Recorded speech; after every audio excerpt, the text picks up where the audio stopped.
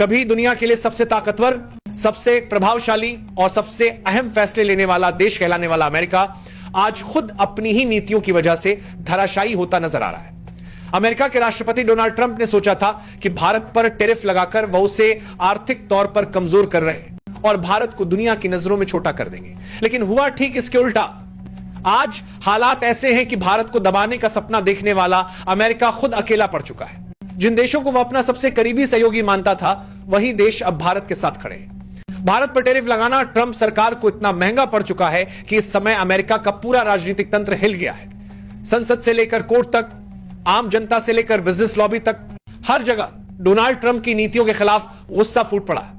कभी जिस Republican party ने ट्रंप को सत्ता की सीढ़ियों तक पहुंचाया था, आज वही पार्टी उन्हें बाहर का रास्ता दिखाने की तैयारी कर रही है। स्थिति इतनी गंभीर हो चुकी है कि ट्रंप को उनकी ही पार्टी से निकालने का प्रस्ताव सामने आ गया है। अमेरिका की राजनीति में भूचाल आ चुका है और यह सब हुआ सिर्फ भारत पर लगाए गए उसमें खराब कर रही है, टैरिफ की वजह से, जिसे ट्रंप अपनी सबसे बड़ी रणनीतिक जीत समझ रहे थे। सबसे बड़ा झटका तब लगा जब अमेरिकी सुप्रीम कोर्ट ने भारत पर लगाए गए इस टैरिफ को असंवैधानिक करार दिया। कोर्ट ने साफ कहा कि भारत पर लगाए गए टैरिफ किसी भी कानूनी और संवैधानिक आधार पर सही नहीं ठहराया जा सकता है। कोर्ट का यह फैसला ट्रंप सरकार के लिए सीधा तमाचा था और कोर्ट ने सिर्फ इतना ही नहीं कहा, बल्कि आदेश जारी कर दिए कि 24 घंटे के अंदर अंदर इस टैरिफ को हटाना ही होगा। अगर ट्रंप इस आदेश की अवहेलना करते हैं तो नतीजा इतना गंभीर हो सकता है कि उन्हें अपनी कुर्सी तक गंवानी पड़ सकती है। यानी भारत पर टैरिफ लगाने का खेल अब ट्रंप की राजनीति के लिए काल साबित हो रहा है। अमेरिकी संसद में हालात और भी ज्यादा खराब हो चुके हैं। सीनेट और कांग्रेस दोनों जगह भारी हंगामा मच चुका है। रिपब्लिकन पार्टी के नेता खुलकर कह रहे हैं कि ट्रंप की नीतियों ने अमेरिका की दशकों की मेहनत पर पानी फेर दिया है। भारत, जो एशिया में अमेरिका का सबसे अहम साझेदार हो सकता था, अब ट्रंप की जिद की वजह से अमेरिका के खिलाफ खड़ा हो गया है। भारतीय बाजार से अमेरिकी कंपनियों को अरबों डॉलर का नुकसान हो रहा है और यही कारण है कि रिपब्लिकन पार्टी के बड़े बड़े नेता अब ट्रंप से दूरी बनाने लगे हैं। भारत की कूटनीति ने इस बार दुनिया को दिखा दिया है कि नया भारत किसी के दबाव में झुकने वाला नहीं है।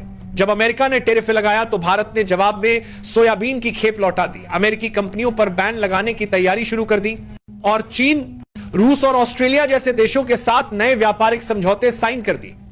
भारत ने यह भी साफ कर दिया कि अगर अमेरिका दबाव बनाने की कोशिश करेगा तो भारत उससे कहीं ज्यादा ताकतवर जवाब देगा।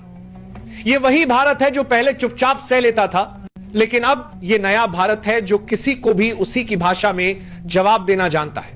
इस पूरे घटनाक्रम में सबसे बड़ा ट्विस्ट तब आया जब चीन की तरफ से भारत को एक सीक्रेट लेटर भेजा गया। इस लेटर में चीन ने लिखा कि अगर भारत और चीन साथ आ जाएं तो अमेरिका की मनमानियों को हमेशा के लिए रोका जा सकता है।